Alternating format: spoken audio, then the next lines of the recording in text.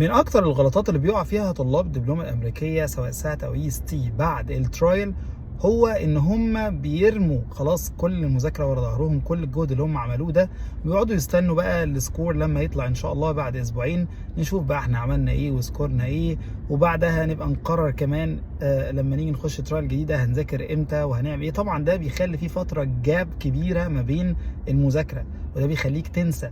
انت دلوقتي ما زلت فاكر الاستراكشر بتاع الامتحان، فاكر شكل الاسئله، فاكر البراكتس اللي انت عملته قبل الترايل. حاول ما تضيعش مجهودك، ممكن تاخد بريك يعني مثلا يوم يومين 3 ايام، وبعد كده تبدا خلي المذاكره جزء عادي كده روتيني من حياتك.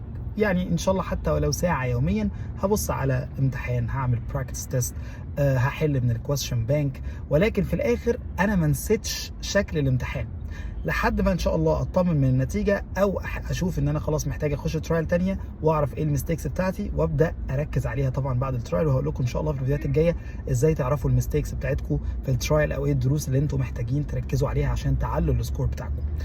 فحاول ما تضيعش مجهودك، خلي فيه جزء كده انجلش روتين في حياتك، وليكن حتى ساعه او نص ساعه يوميا انا بعمل براكتس، بحل من الكويستشن بانك او بحل من البلو بوك او بلو بوك بلس. بالتوفيق للطلاب جميعا، ان شاء الله نفرح بالسكورات بتاعتكم. ولو في اي سؤال عندكم او اي استفسار سواء بخصوص الكورس او سواء بخصوص الماتيريال، ابعتوا لنا رساله او اكتبوا مهتم وانا اتواصل معاكم بكل التفاصيل.